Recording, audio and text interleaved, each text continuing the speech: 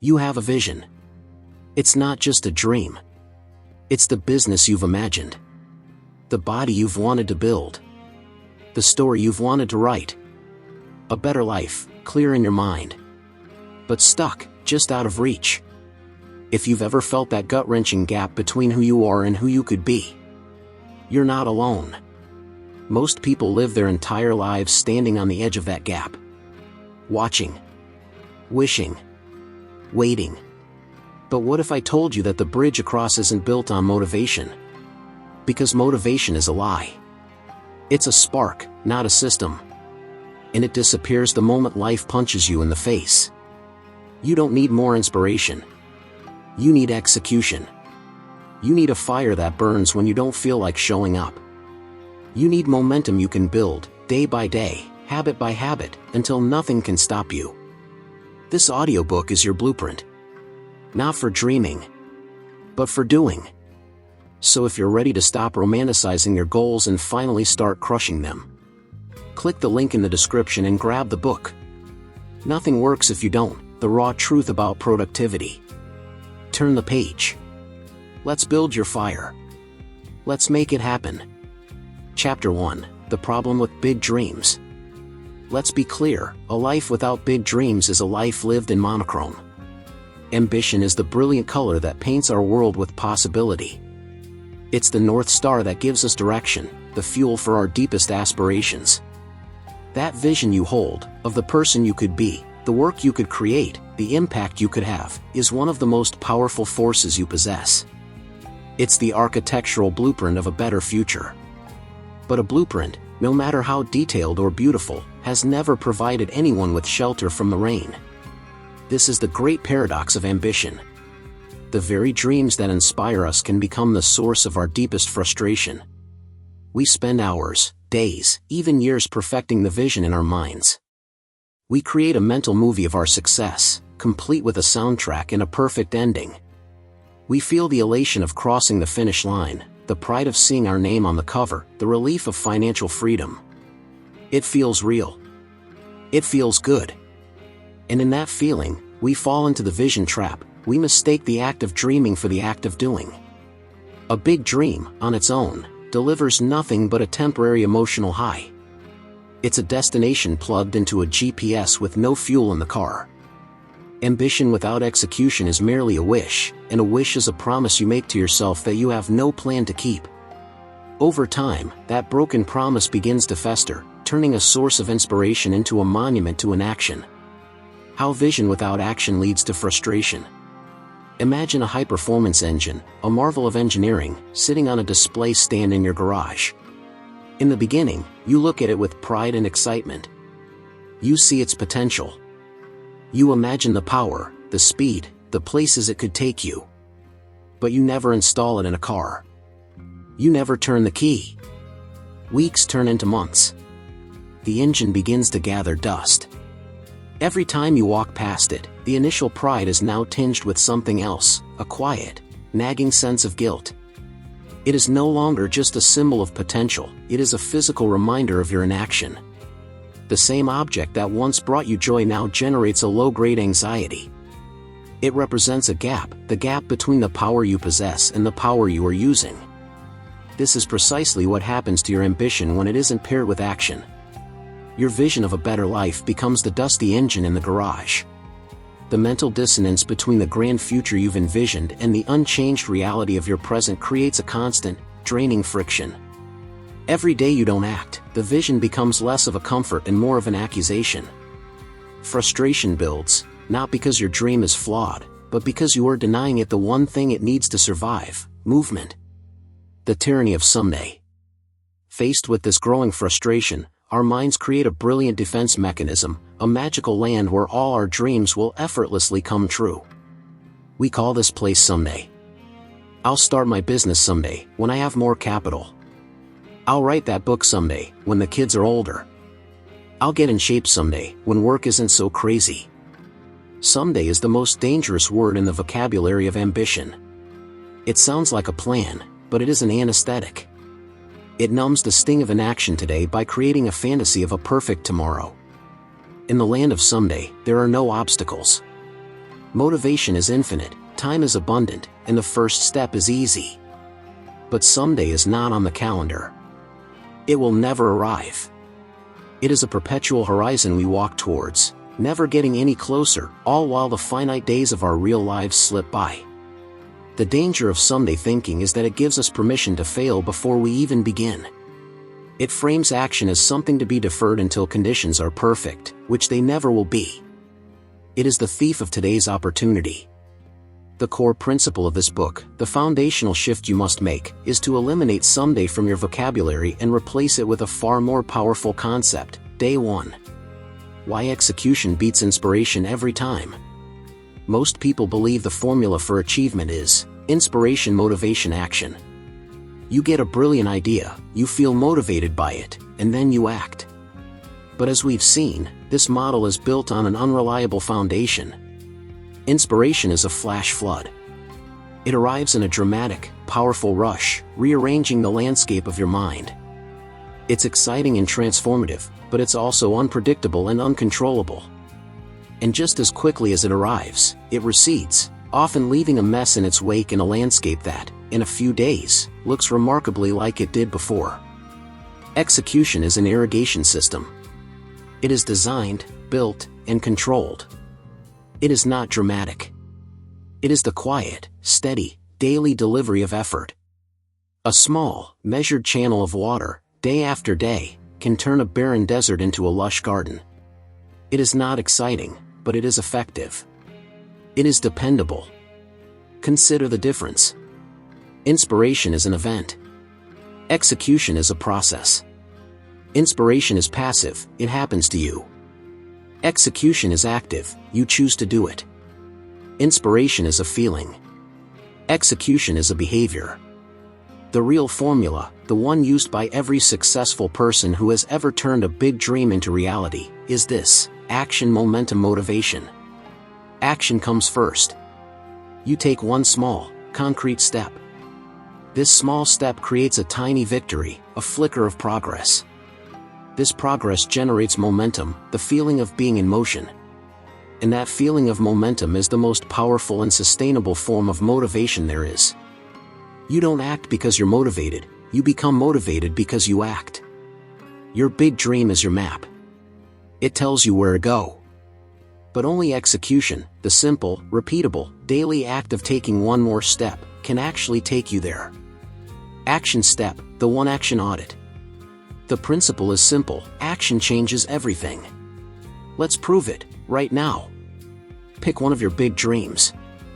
E.g., write a novel, run a 10K, learn a new language. Identify the absolute smallest, most laughably simple physical action you could take towards it. This should take less than 2 minutes. Dream, write a novel.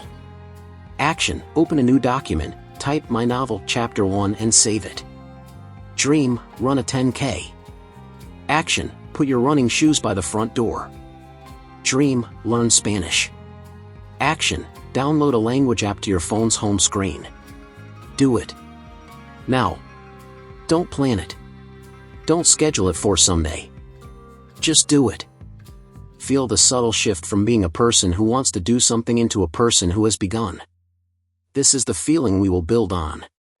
This is how we begin. Chapter 2, The Power of Small, Daily Wins. At the end of the last chapter, I asked you to perform a simple, almost trivial, action: to open a document, to put your shoes by the door, to download an app. It likely took less than 2 minutes. It probably didn't feel like a major accomplishment. There were no fireworks, no standing ovation. In that moment, your brain, conditioned to seek big, dramatic results, might have whispered, "That's it? How will this ever get me to my goal?" That feeling is normal. We are taught to celebrate massive breakthroughs and heroic, overnight efforts. But this is a profound misunderstanding of how real, lasting success is built. That single, simple action you took was not the destination, it was the seed. And this chapter is about how to nurture that seed with consistency until it grows into something extraordinary. The secret to closing the gap between your ambition and your reality is not found in giant leaps, but in the accumulated power of small, daily wins. The magic of compounding effort. The great social reformer Jacob Riis once described the work of a stonecutter. When nothing seems to help, I go and look at a stonecutter hammering away at his rock, perhaps 100 times without so much as a crack showing in it. Yet at the 101st blow it will split in two, and I know it was not that last blow that did it, but all that had gone before. This is the most powerful metaphor for daily execution. Your big dream is the rock. Each small, consistent action is a single blow from the hammer. The first 99 blows may show no visible result. They feel futile. They demand faith and patience. But they are not wasted. They are accumulating, creating internal stress and invisible fractures beneath the surface. The final, breakthrough moment, the rock splitting in two, is not a moment of sudden magic, but the inevitable result of all the uncelebrated work that came before it. We consistently underestimate the staggering power of compounding. If you were to improve by just 1% every day for a year, you wouldn't end up 365% better. The mathematics of compounding show you would be nearly 38 times better. As a formula, it looks like this: $1.01 carat, 365, \approximate $37.78. Conversely, if you get 1% worse each day, by skipping your practice, making a poor choice, or letting inertia win, you don't just slide back a little. After a year, you are left with almost nothing. The path to massive success and the path to failure are both paved with tiny, seemingly insignificant daily choices. The only difference is the direction. The architecture of habit. If compounding is the what, habit is the how. Your brain is an efficiency engine. It is constantly seeking ways to conserve energy. When it identifies a sequence of actions you perform regularly, it automates it by bundling it into a habit. This frees up your conscious mind to focus on new challenges. This is why you can drive a familiar route or brush your teeth without any real conscious thought. This process, often called the habit loop, can be broken down into three core components. The cue, the trigger. This is the signal that tells your brain to initiate the behavior. It can be a time of day, morning coffee, a location, your desk, a preceding action, finishing dinner, or an emotional state, feeling stressed. The routine, the execution. This is the actual behavior you perform, the habit itself. It's the small action you take. The reward, the reinforcement. This is the positive feedback that tells your brain, this was worthwhile. Let's do it again. The reward solidifies the habit loop. The feeling of accomplishment, ticking a box on a to-do list, or even a small, healthy indulgence can serve as a powerful reward. For most of our lives, our habits are formed unconsciously. But the essence of daily execution is to become the architect of your own habits. You intentionally design these loops to serve your ambitions. By choosing a simple cue, defining a small routine, and celebrating it with a reward, you can consciously install the behaviors that lead directly to your goals. A daily win isn't just about the action, it's about successfully running this loop, once a day, to strengthen the neural pathways of execution. The tortoise and the hare principle, consistency over intensity. We all know the fable of the tortoise and the hare. In the context of achievement, we are culturally conditioned to admire the hare. The hare represents intensity. He's the student who pulls an all-nighter to cram for an exam, the entrepreneur who works 100 hours one week to launch a product, the gym-goer who spends 3 hours on a punishing workout, filled with a sudden burst of motivation. The effort is heroic, dramatic, and makes for a great story. The tortoise, on the other hand, is the daily executor. His effort is unglamorous, steady, and predictable. He doesn't have bursts of inspiration. He just shows up and takes the next few steps. He is boring. But the tortoise always wins. Let's apply this to a real-world goal, writing a 75,000-word book. The hare waits for inspiration.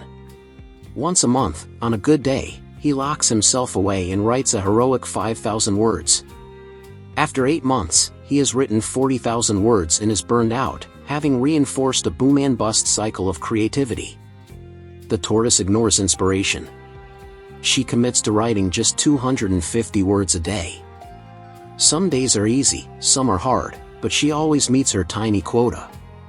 After 10 months of consistent, low-stress effort, she has written over 75,000 words. She has a finished manuscript and a deeply ingrained habit of daily writing. Intensity makes you feel good in the moment. Consistency gets you to the finish line. The hare's approach is fragile. One bad day, one missed burst of motivation, and his entire plan is derailed.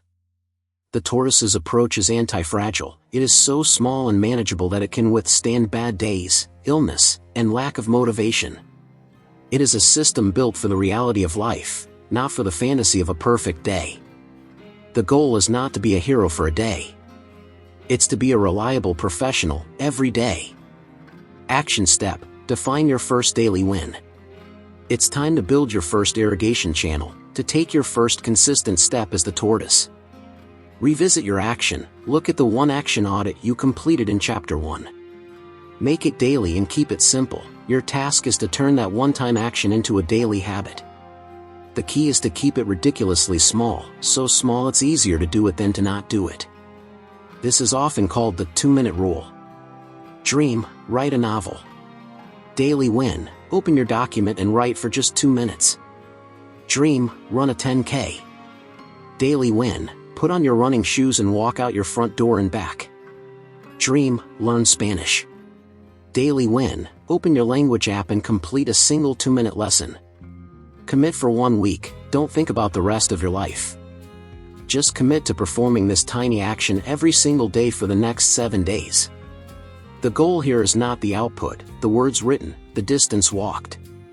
The goal is to build a 7-link chain of consistency. This week, we are not trying to build a cathedral. We are simply learning to lay one perfect brick every single day. That is the beginning of everything. Chapter 3: Clarity is your superpower. You're doing it. You've committed to the power of the daily win. You're laying one perfect brick, day after day. This is a monumental step, but it raises a critical question. Are you building something meaningful, or just a random wall in the middle of a desert? Have you ever had a day where you were incredibly busy but not remotely productive? You answered emails, ran errands, attended meetings, and collapsed at the end of the day, exhausted, only to realize you hadn't moved an inch closer to your real ambitions. You were in motion, but you weren't making progress. This is the danger of action without clarity. Effort, no matter how consistent, is wasted when it's aimed at the wrong target. You can have the most powerful engine in the world, but if you don't have a steering wheel and a destination, you'll just spin your wheels or, worse, drive at high speed in the wrong direction. Clarity is the steering wheel. It's the force that cuts through the fog of confusion, obligation, and distraction. It aligns your daily effort with your deepest aspirations, ensuring that every brick you lay is part of the cathedral you intend to build. It is the superpower that transforms frantic busyness into focused, deliberate progress. How to define what making it happen really means. Before you can build a plan, you must first define the destination. What does success truly mean to you? Not to your parents, your boss, or society. To you. Most of us operate with vague, undefined desires. We want to be healthier, start a business, or be more creative. These are not goals, they are wishes. They are fuzzy clouds on the horizon with no clear shape or form. You cannot execute on a cloud. To harness the power of clarity, you must transform your vague desire into a vivid destination. A powerful technique for this is the destination postcard. Imagine it is 1 year from today. You have succeeded. You have made it happen.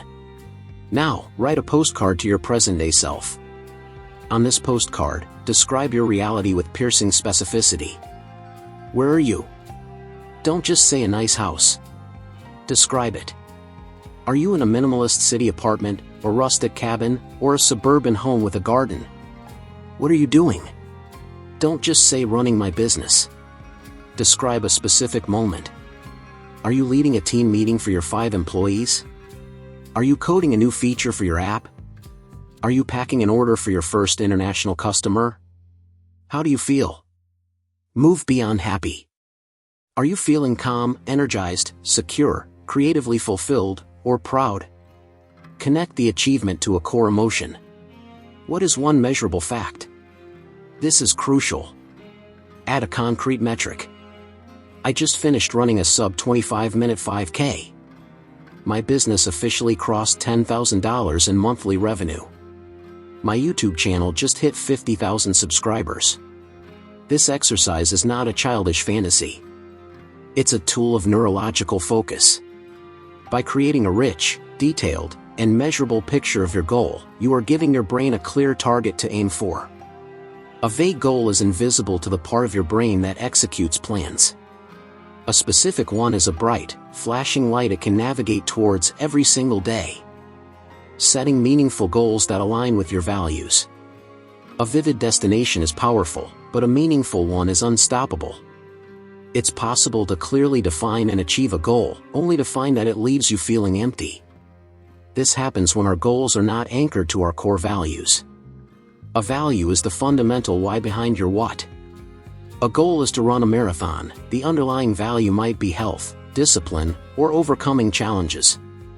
A goal is to build $1 million business. The value might be freedom, security, or creating a positive impact. Action without a connection to your values feels like a chore. Action that is aligned with your values feels like a calling. To find this alignment, you must act as an archaeologist of your own desires. Ask yourself, why do I really want this? What feeling or state of being am I hoping this achievement will give me? If I could have that feeling right now, without the achievement, what would it be? E.g., freedom, peace, security, respect, creativity. These answers reveal your compass. When you set a goal, your destination postcard, that is a true expression of one of your core values, your motivation stops being an external force you have to chase and becomes an internal one that you naturally possess. You are no longer just executing a task, you are expressing who you are.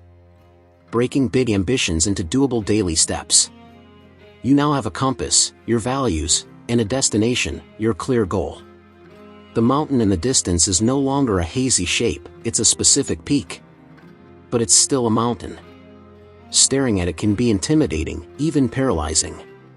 The final act of clarity is to deconstruct that mountain into a simple path of stones, leading right to your feet. This is the art of reverse engineering your ambition. You work backward from the finish line. The ambition, the mountain. This is your destination postcard. Launch a successful podcast that reaches 10,000 downloads per episode within 1 year. The milestones, the base camps. What are the 3 to 5 major phases you must complete to get there?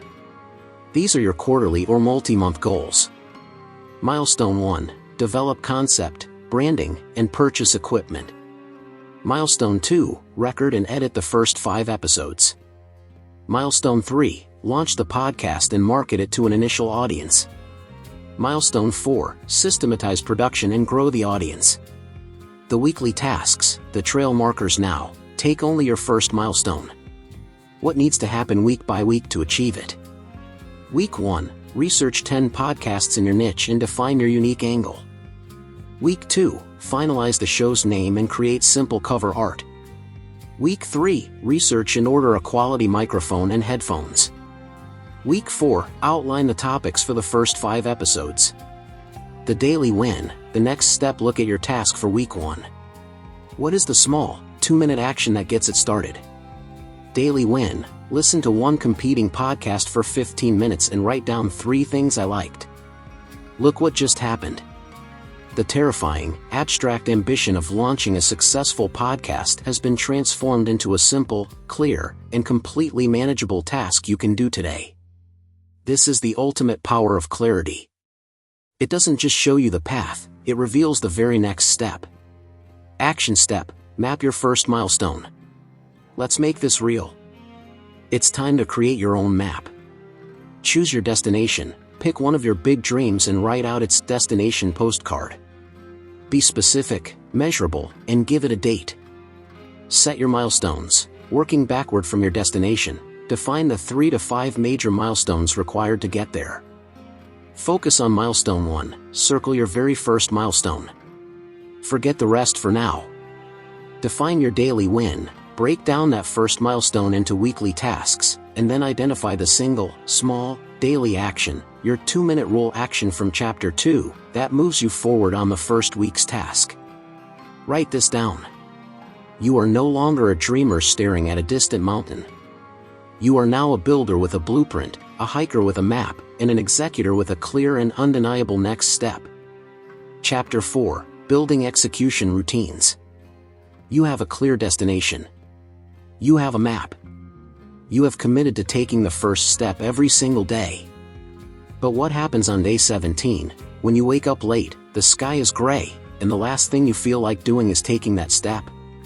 What happens on day 43, when a work crisis hijacks your morning and your carefully laid plans are thrown into chaos? These days are not a possibility, they are an inevitability. Willpower, the brute force of just doing it, is a finite and unreliable resource. It's like a muscle that gets tired with every decision you make throughout the day. Relying on it to fuel your ambition is like planning a cross-country road trip with only a quarter tank of gas. You will eventually run out, likely stranded on the side of the road. This is where routines come in. Professionals don't rely on willpower, they rely on systems. Execution thrives on routines, automated sequences of behavior that carry you forward on good days and, more importantly, on the tough days. A routine is the safety net that catches your ambition when your motivation fails. It is the engine of consistency, and in this chapter, we will learn how to build it. Designing rituals that support consistency. We often use the words routine and ritual interchangeably, but there's a powerful distinction. A routine is a sequence of actions you follow. A ritual is a routine that you have infused with meaning and purpose. A routine is getting out of bed, walking to the kitchen, and turning on the coffee maker. It's mechanical. A ritual is getting out of bed, drinking a full glass of water while thinking, I am hydrating my body and mind for the day ahead, and then, while the coffee brews, opening your journal to review your destination postcard, thinking, I am aligning myself with my purpose. See the difference? The actions are nearly identical, but the mindset is worlds apart.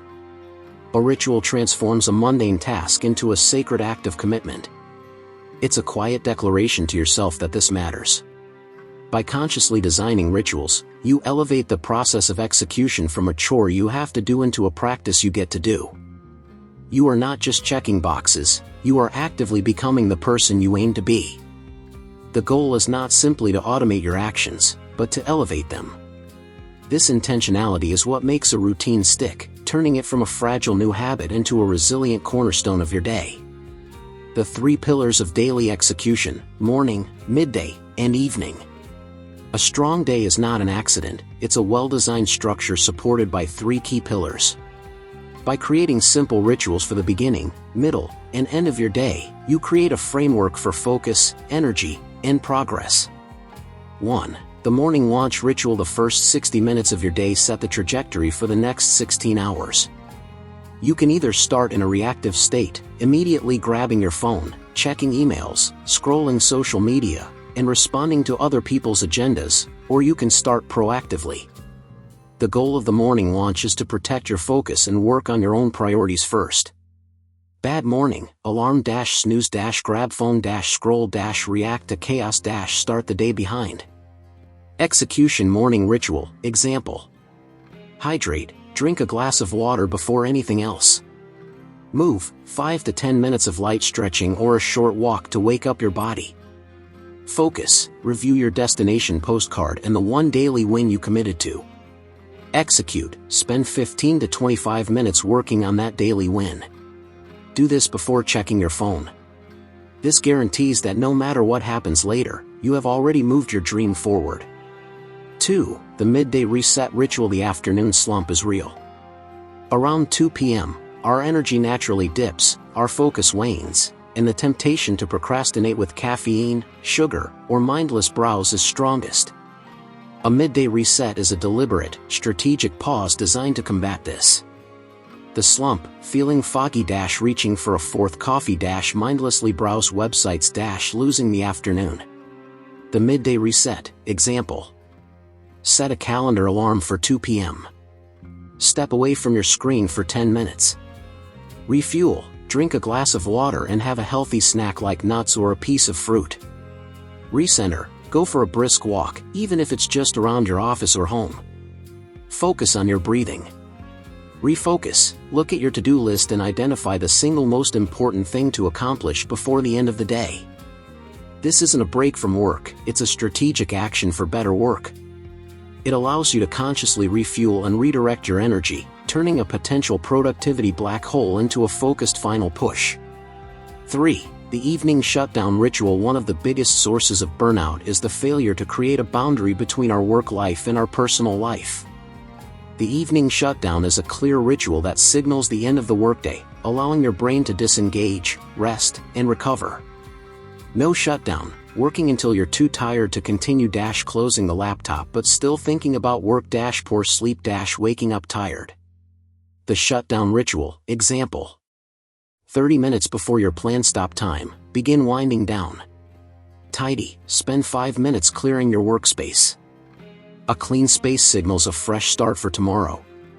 Plan, review what you accomplished and create a clear, simple to-do list for the next day. This brain dump gets the plan out of your head so you can stop worrying about it. Declare, verbally say a phrase like, "shutdown complete." This may sound silly, but it's a powerful psychological trigger that tells your brain the workday is officially over. The paradox of structure and freedom. There is a pervasive myth, especially among creative individuals, that routine kills spontaneity. I need to be free and flexible to have my best ideas, the thinking goes. Structure will cage my creativity. The opposite is true. Structure does not cage creativity, it builds a dedicated studio for it. Think of a world-class jazz pianist. Their ability to improvise, the ultimate form of creative freedom, is only possible because they first spent thousands of hours mastering the rigid structure of scales, chords, and music theory. The structure provides the foundation from which freedom can soar. Routine automates the non-negotiable parts of your day so you don't waste precious mental energy on them. By creating a routine for when you will work on your goal, where you will do it, and what you will do first, you eliminate a huge source of decision fatigue. This frees up your finite supply of creative energy and willpower for the work itself. You're no longer thinking about the work, you're just doing the work.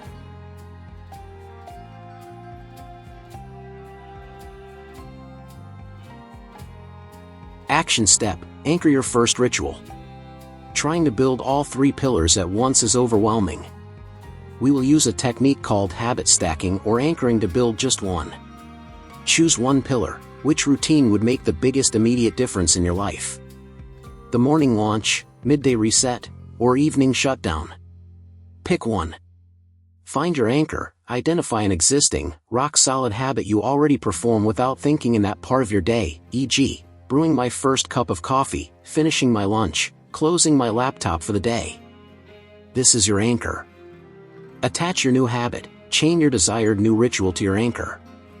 Be specific with this formula. After current anchor habit, I will immediately, new ritual. Example, morning after I pour my first cup of coffee, I will immediately sit down and work on my daily win for 15 minutes. Example, evening after I close my laptop, I will immediately take 2 minutes to write down my top 3 priorities for tomorrow. Commit for 1 week. For the next 7 days, focus only on establishing this one single connection. Make the link between your anchor and your new ritual automatic and non-negotiable. This is how you build an unbreakable chain. Chapter 5, Time Management Myths and Truths. If only there were more hours in the day. It's the universal lament of the ambitious. We say it as we collapse onto the sofa after a frantic day.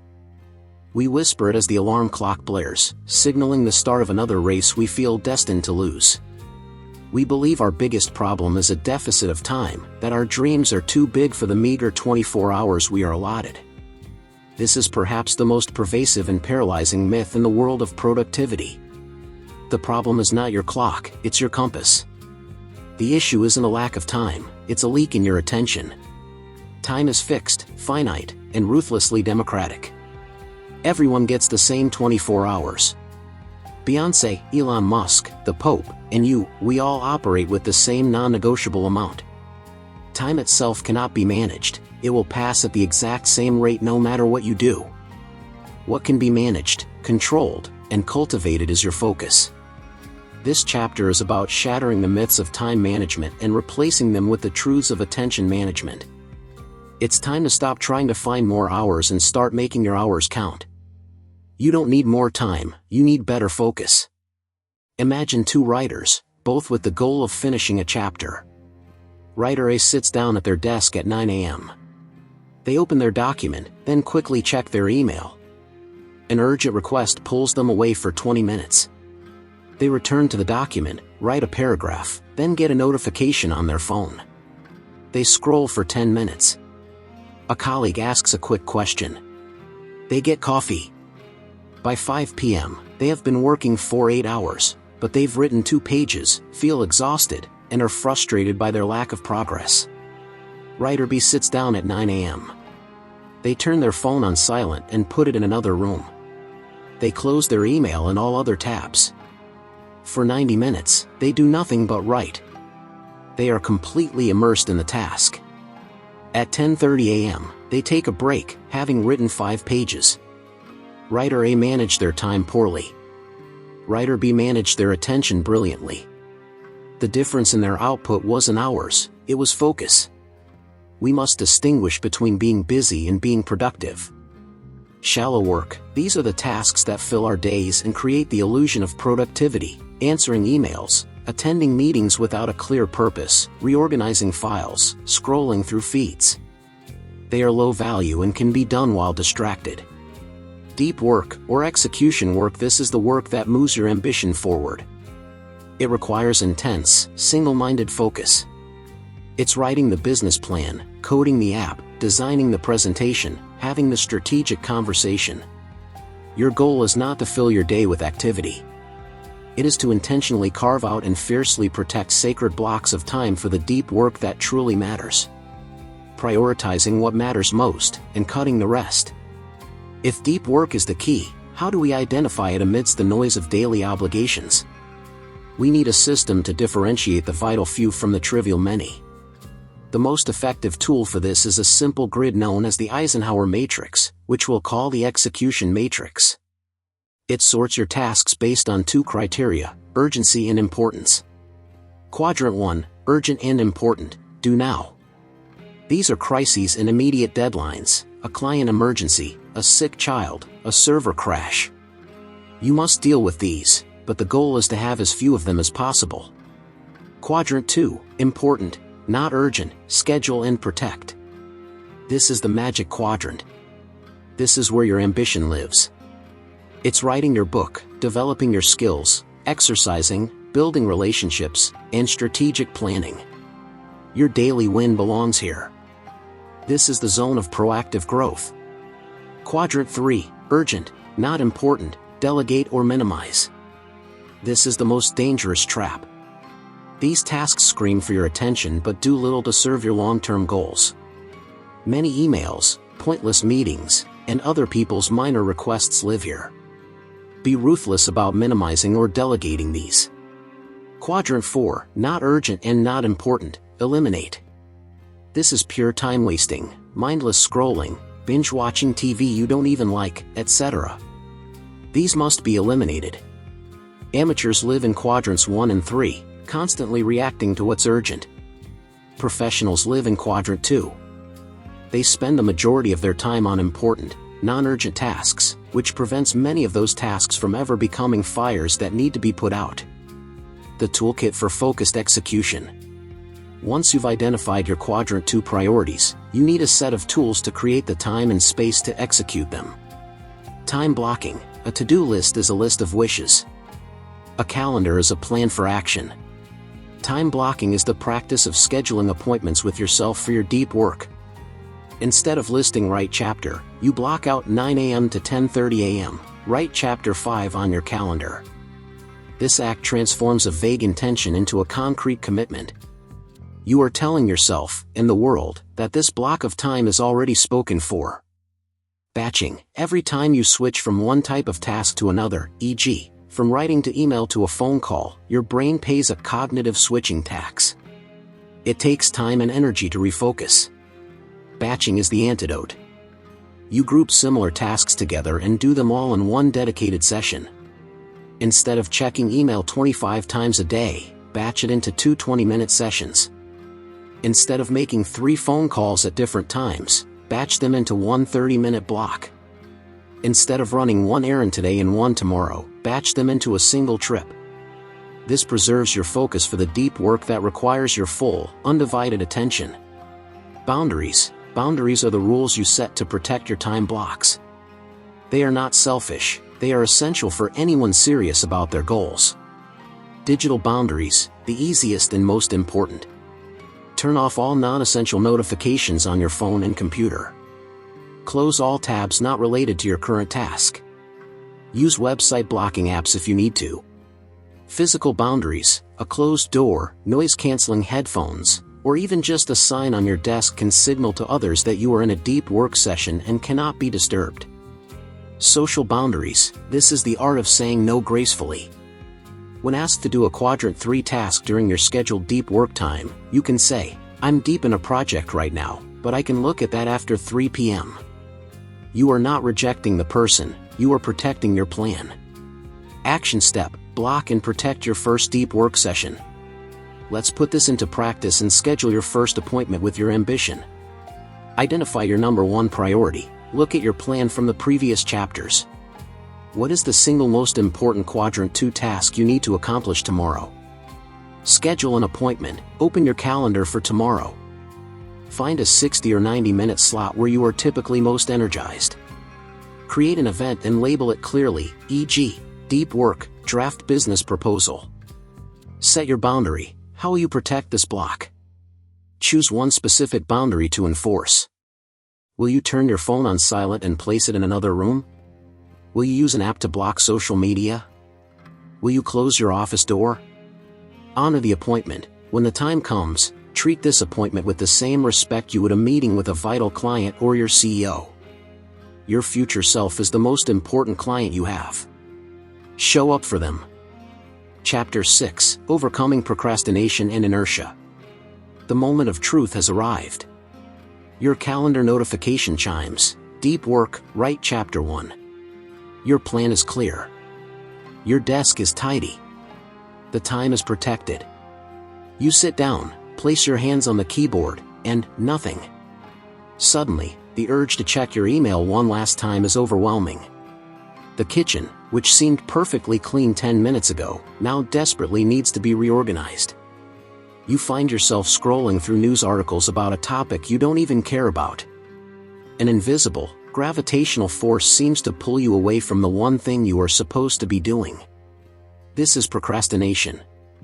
It is the silent killer of dreams, the thief of progress, and the most intimate enemy of execution. It whispers convincing lies in your own voice. I'll do it later when I feel more inspired. I'm just not in the right headspace now. I'll start tomorrow. If this experience feels familiar, know this: you are not lazy. You are not broken or undisciplined. You are experiencing a deeply human response to a difficult task. The solution isn't to shame yourself or to try and muster more willpower. The solution is to understand the enemy and use clever, practical strategies to disarm it. Why we delay even when we know what to do. We have been taught that procrastination is a time management problem or a character flaw. It is neither. At its core, procrastination is an emotional regulation problem. When we face a task that makes us feel uncomfortable, our brain's limbic system, its ancient, emotional core, can override our rational prefrontal cortex. It stages a coup, seeking to eliminate the negative feeling in the fastest way possible, by avoiding the task that's causing it. Pushing the task to the future provides immediate, temporary relief.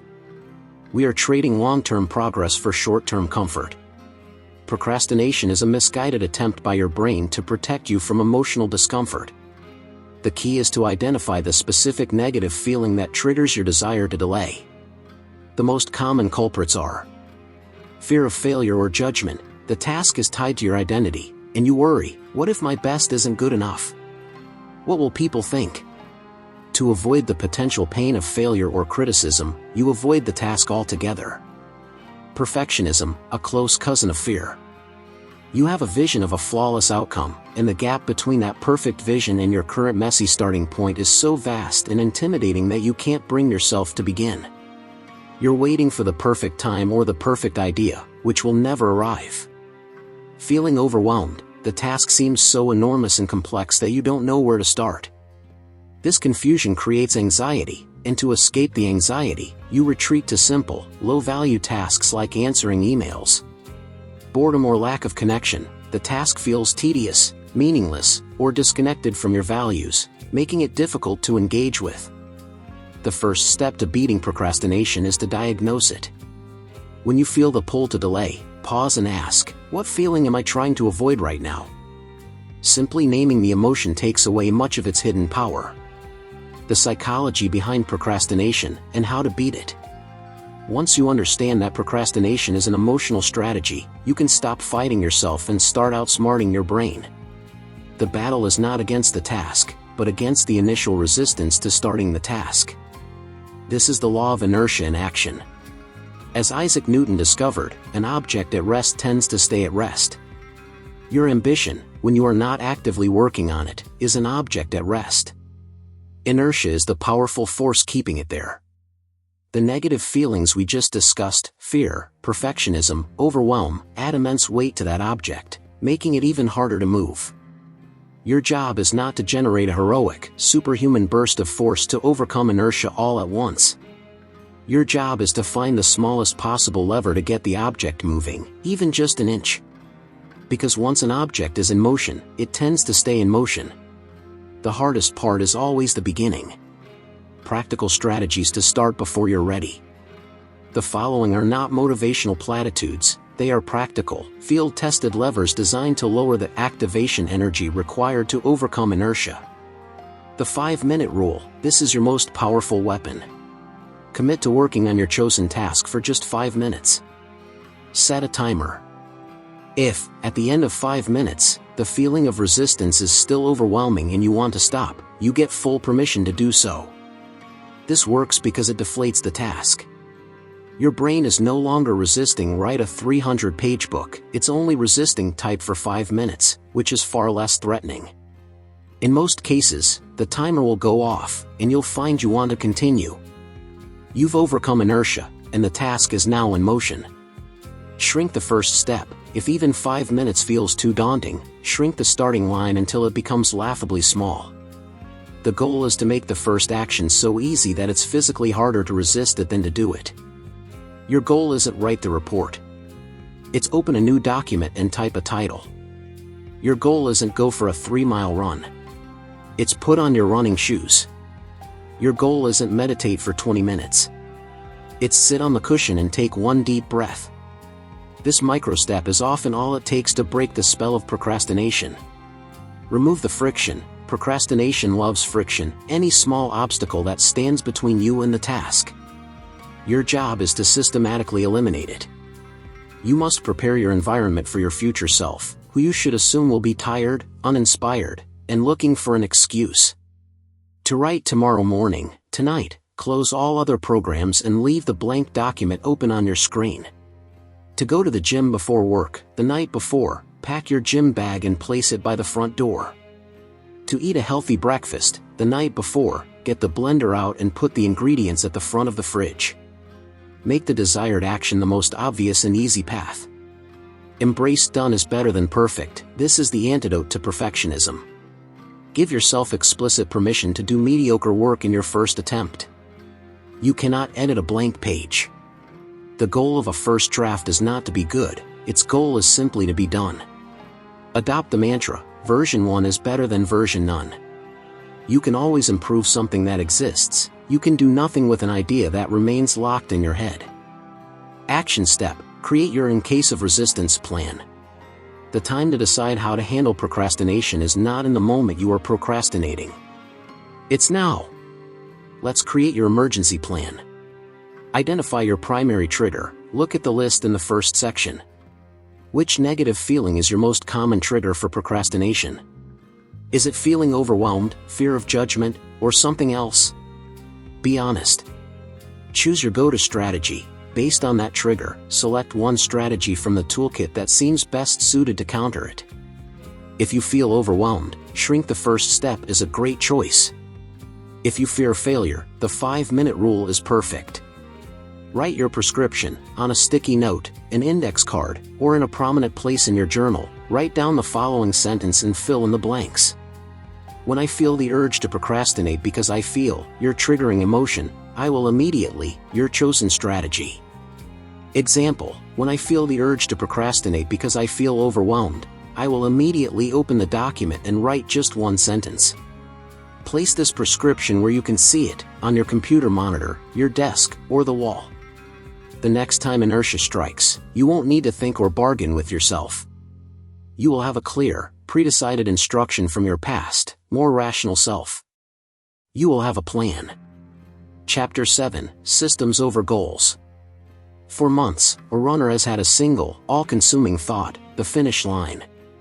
Every early morning, every grueling workout, every dietary choice has been aimed at that one specific outcome. The goal is everything. Then, the day comes. She runs the race, pushes through the pain, and crosses the line. A wave of elation, a medal around her neck, a fleeting moment of pure triumph. And then, the next morning, she wakes up and feels empty. The singular purpose that drove her for months is gone. The direction-giving star has vanished. Now what? This is the hidden danger of being purely goal-oriented. We tether our entire sense of purpose and progress to a single, future moment. We tell ourselves a story that all our happiness and satisfaction lie on the other side of that finish line. But what happens after we cross it? And how do we live in the long, arduous journey before we get there? There is a more powerful, sustainable, and fulfilling way to operate. It requires one final, fundamental shift in your thinking. You must learn to prioritize your systems over your goals. Goals are good for setting a direction. Systems are for making progress. Why systems are more important than targets? A goal is a specific, measurable outcome you want to achieve: lose 20 kilograms, write a best-selling novel, earn a 6-figure income. A system is the process, the set of daily actions and routines, that will lead to that result. The problem is, we tend to obsess over the goal and neglect the system. This goal-only mindset has 3 fundamental flaws. 1. Goals create a failure-first mentality. When you are completely focused on a goal, you exist in a constant state of pre-failure. If your goal is to lose 20 kilograms, every time you step on the scale and you haven't lost all 20, you are, by definition, falling short.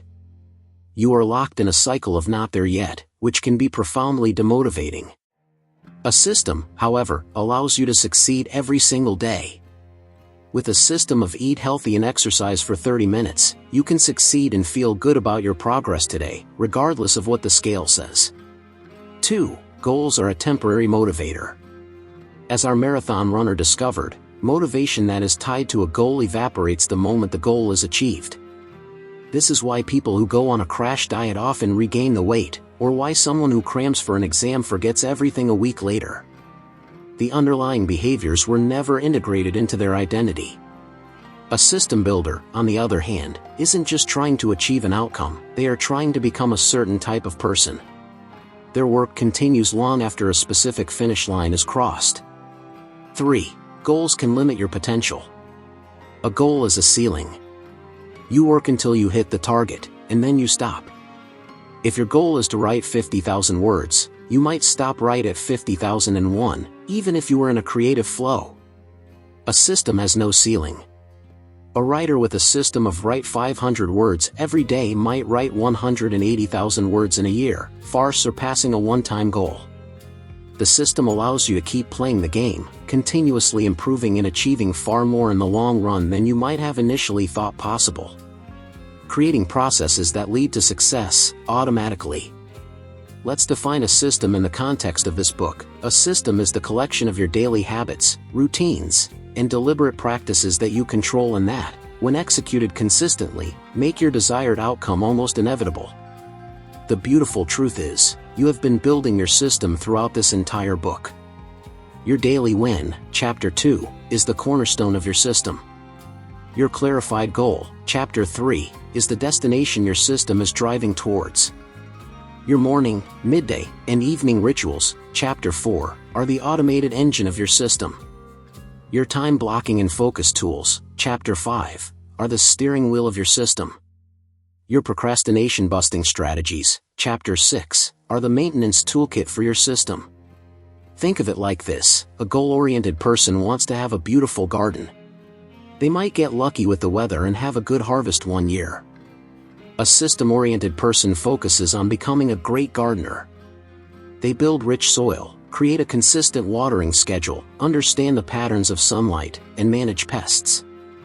A bountiful harvest for them isn't a hope, it's the natural result of their well-run system. They don't just get a harvest this year, they get one every year. When you fall in love with the process, the results take care of themselves. You shift your focus from the unpredictable outcome to the controllable input. You can't control if you lose a kilogram this week. But you can control whether you take your 30-minute walk today. That is where your power lies. Measuring progress by habits, not just outcomes. To truly adopt a systems-first mindset, you must change how you keep score. Most people use an outcome scoreboard, the number on the scale, the dollars in the bank, the sales on the board. These are lagging indicators. They tell you about the past. They are important, but they don't help you today. You need to create a process scoreboard. This scoreboard tracks your adherence to your system. It is a leading indicator. It measures the daily actions that predict future success. Instead of asking, "Did I make a sale today?" you ask, "Did I make my 5 outreach calls today?" Instead of asking, "Did I lose weight this week?" you ask, "Did I stick to my workout schedule this week?" The simplest and most powerful way to do this is with a habit tracker. Take a simple calendar or draw a grid of 31 squares. At the top, write the one keystone habit of your system, your daily win. Every day you perform that habit, you get to draw a big, satisfying X in that day's box. This simple act is psychologically profound. It provides immediate gratification. You get to feel successful today, without waiting for the long-term goal. It builds momentum. After you have a chain of 5, 6, 10 X's in a row, the desire to not break the chain becomes a powerful motivator in its own right. It reinforces your identity. Every X you draw is a vote you cast for being the kind of person who shows up. It is tangible proof that you are becoming an executor, not just a dreamer. When you focus on the process, the outcome is simply the prize you pick up at the end. Your true victory is won every day that you make another mark on your process scoreboard. Action step: build your process scoreboard. It's time to change the way you measure success. Let's build your new scoreboard. Identify your keystone habit. Look back at your plan. What is the single most important daily action, your daily win, that drives your progress? This is the one habit you will track. Create your tracker. Get a piece of paper and a pen. Draw a simple grid with 31 boxes, or print a blank monthly calendar for the current month. Label your scoreboard. At the top of the page, write the habit you are committing to. Be specific. Not exercise, but 30-minute walk. Not write, but write 250 words. Make your first mark. If you have already completed your habit today, Monday, July 28, 2025, draw a big X in today's box with a feeling of pride. If not, your clear, singular mission for the rest of the day is to earn that X. Embrace your new goal. For the rest of this week, forget the big, audacious goal. Your only goal is this: don't break the chain. Focus all your energy on showing up tomorrow and earning the next X. This is how you win. This is how you make it happen. Chapter 8: Staying on track when life gets in the way. You did it. You built the system. You have a chain of 12 perfect X's on your process scoreboard. The momentum is real. You feel unstoppable. And then, life happens. You catch a nasty flu that leaves you bedridden for 3 days. Your child gets sick and needs your attention all night, leaving you exhausted. A massive, unexpected crisis erupts at work, demanding all of your time and mental energy. You look at your scoreboard and see it, a painful, glaring hole in your perfect chain. A 0 day. In this moment, a dangerous narrative can take hold. I've failed. I've broken my streak. It's ruined. I'll just write this week off and start again next month. This is the moment where most ambitious plans die. Not in a dramatic explosion, but in the quiet surrender after a single setback. But your journey does not end here. The true measure of a professional is not their ability to avoid falling, it's the speed and skill with which they get back up. This chapter is your guide to bouncing back, to ensuring your system is not a brittle piece of glass, but a resilient bamboo stalk that can bend in the wind without breaking. Handling setbacks, distractions, and low-energy days. The single most destructive mindset in the pursuit of any long-term goal is the all-or-nothing mentality. It's the voice that says if you can't do your workout perfectly, you shouldn't do it at all. If you eat one piece of cake, you might as well eat the whole thing. If you miss one day of writing, the entire project is compromised. This black and white thinking is a trap. To escape it, you need a simple, powerful rule that allows for human imperfection while demanding consistency. That rule is, never miss twice. One missed day is an accident. It's life intervening. It's a data point. It happens. But 2 missed days in a row? That is the beginning of a new, undesirable habit. That's a choice. By adopting the never miss twice rule, you immediately shift your focus. The day after a 0 day, your priority is no longer shame or guilt about the past. Your single, solitary mission is to get back on the board. It doesn't matter how well you do it. It doesn't matter if it's your best work. All that matters is that you show up and break the nascent chain of inaction. This simple rule provides a clear, non-negotiable directive that short-circuits the downward spiral of guilt and giving up. Adjusting your plan without abandoning your purpose. Of course, it's better not to miss at all.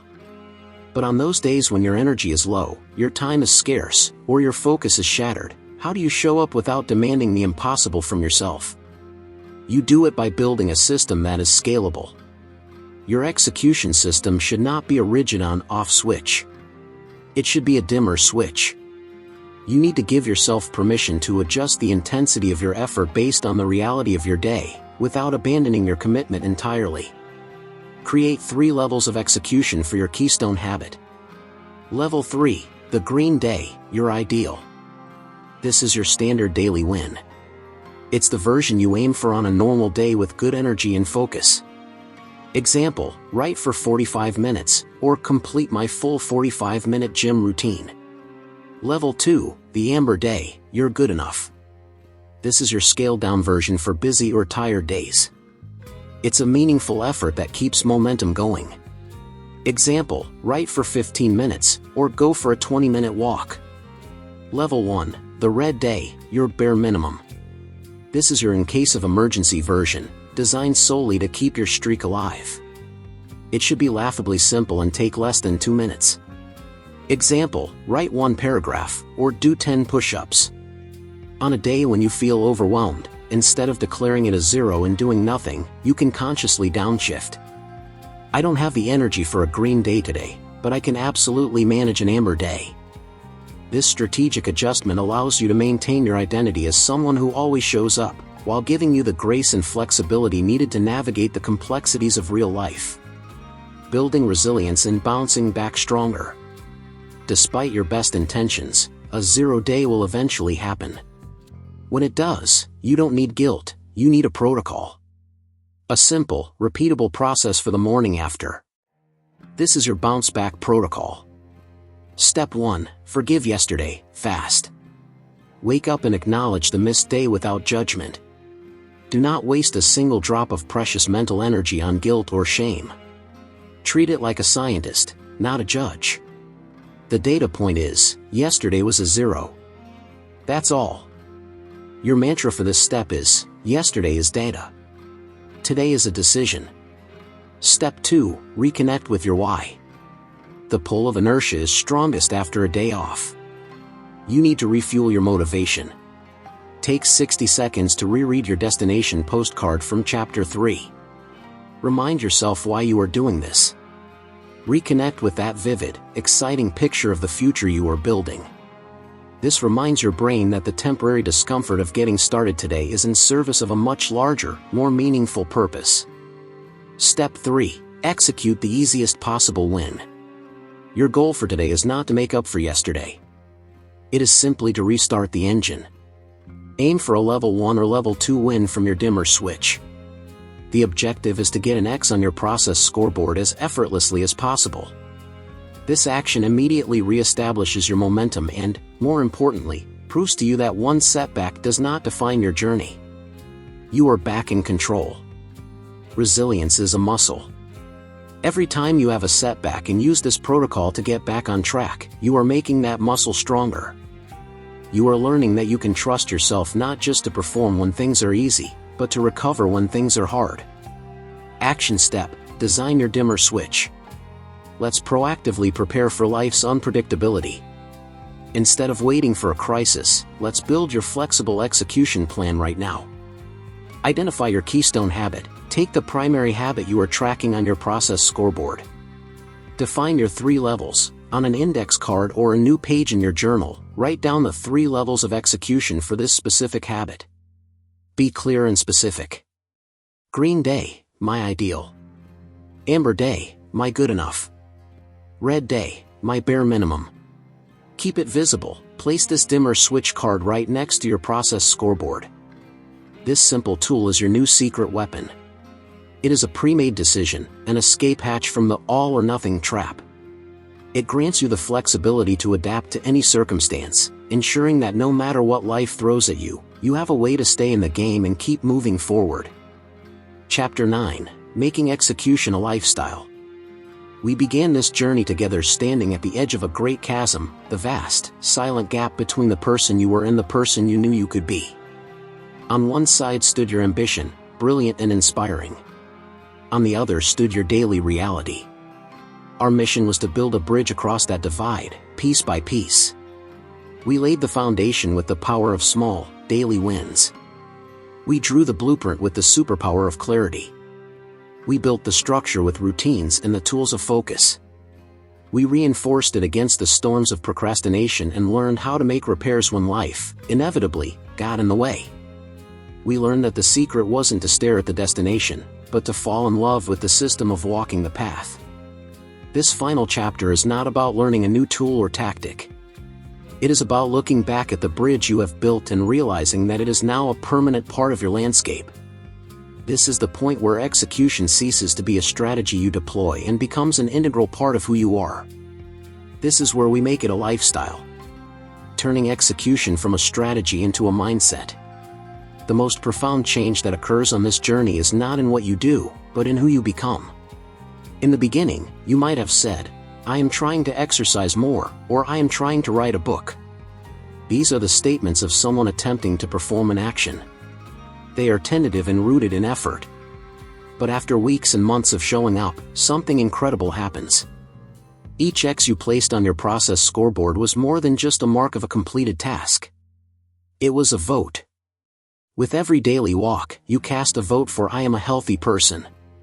With every page you wrote, you cast a vote for "I am a writer." With every sales call you made, you cast a vote for "I am an entrepreneur."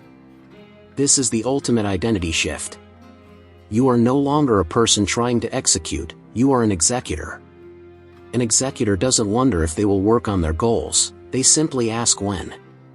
An executor doesn't see a new idea as a source of anxiety, they see it as a target for their system. An executor doesn't hope for a burst of inspiration, they trust in the power of their process. When your actions are a natural byproduct of your identity, the internal battle ceases. A healthy person naturally makes healthy choices. A writer writes. An artist creates. You no longer have to force the behavior flows from your sense of self. This is the point at which the change becomes effortless and enduring. Sustaining momentum through discipline, not just motivation. In this new lifestyle, you come to understand the true nature of discipline. In the beginning, discipline can feel like a harsh, joyless grind. But over time, you realize it is the ultimate form of self-care. Motivation is the flash flood, exciting, powerful, but ultimately chaotic and unreliable. Discipline is the climate you create. It is the quiet, steady rhythm of honoring the promises you make to yourself. It is the deep, abiding self-respect that comes from knowing you can count on the person in the mirror to show up, especially when they don't feel like it. This brand of discipline isn't restrictive, it's liberating. It frees you from the tyranny of your moods. It frees you from the anxiety of will I or won't I. It builds a foundation of trust with the most important person in your life, you. When you know, with absolute certainty, that you will follow through on your own intentions, you unlock a new level of confidence and peace of mind. Momentum is no longer something you have to chase, it becomes your natural state of being. Living a life where things do get done, and dreams become reality. Look ahead, a year, 5 years, a decade from now. Imagine the life built by the person you have become. It is a life characterized by a quiet confidence. When you get an idea, you feel a spark of excitement, not a wave of dread, because you possess the operational manual for turning thought into thing. The question is no longer could I, but how will I begin? It is a life where the magic of compounding effort has borne incredible fruit.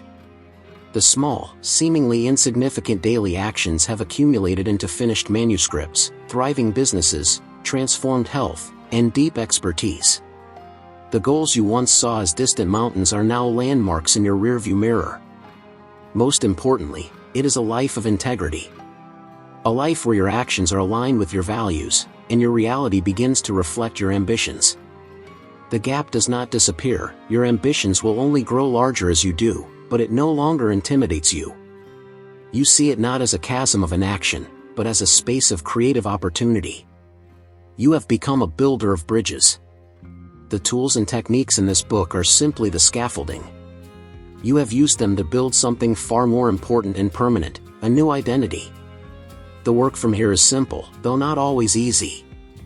It is to continue casting votes for that new identity, day after day. It is to trust your system, to forgive yourself quickly, and to always get back on track. It is to honor the promises you make to yourself. The book ends here. Your life as an executor has just begun. Go make it happen. Conclusion. Make it happen, every day. We have reached the end of this book, but the beginning of your new reality. The gap between your ambition and your action, once a source of frustration, is now a construction site. You have the blueprint, the tools, and the materials.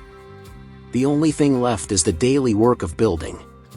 As you close these pages and step back into your life, do not let the complexity of the journey overwhelm you. The entire philosophy of this book can be distilled into a few core principles, the foundational truths of a life of execution. A recap of the core principles. This is your new operating system. These are the rules of the game you now play. Close the gap with action.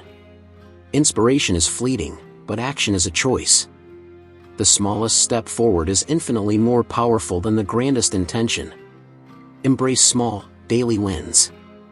Massive results are not born from massive, heroic efforts. They are the product of small, smart choices compounding over time. Focus on getting 1% better every day. Lead with clarity. You cannot hit a target you cannot see. Transform your vague wishes into vivid, specific destinations. A clear plan defeats confusion and paralysis every time. Build your routines. Willpower is a finite resource. Do not waste it on mundane decisions. Build rituals that automate your execution and carry you forward, especially on the days you don't feel like it. Master your focus, not just your time. Everyone gets the same 24 hours. The difference is in the quality of attention. Protect your focus as your most valuable asset, dedicating it to the deep work that truly matters. Outsmart resistance. Procrastination is not a character flaw, it's an emotional response.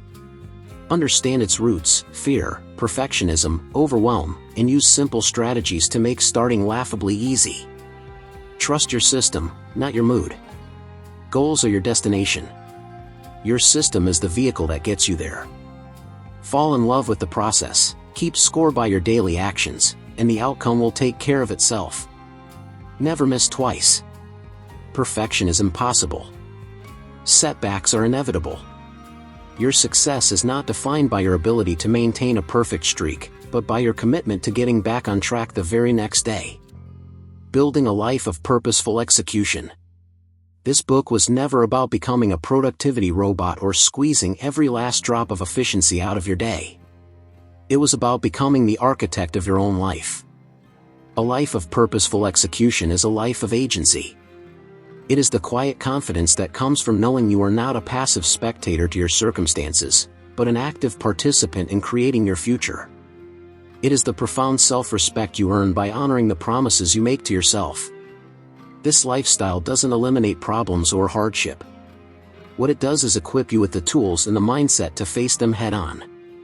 It builds a foundation of resilience and self-trust so solid that when great opportunities or great challenges arise, you are ready. You are no longer haunted by the ghosts of what if or someday. You are grounded in the tangible reality of what's next. Start today. Just begin. You have read the words. You have absorbed the lessons. You may feel a surge of motivation, a desire to overhaul your entire life at once. Resist that urge. The entire philosophy of this book comes down to one single moment, the decision to take the next small step. Not tomorrow. Not next Monday. Not on January 1st. Now. As you close this book, the journey transitions from reading to living. The final, and most important, action step is this. Just begin. Pick one thing. The smallest thing. The 2-minute action. The ridiculously simple first step you identified hours or days ago while reading these pages. Don't plan it. Don't optimize it. Don't wait until you feel ready, because you never will. Close this book. Stand up. Take one tiny, physical step toward your ambition. Open the document. Put on your running shoes. Write down one sentence. This is the moment. This is where the rubber meets the road. All that you have learned is theory until this moment of action. Make it real. Make it happen.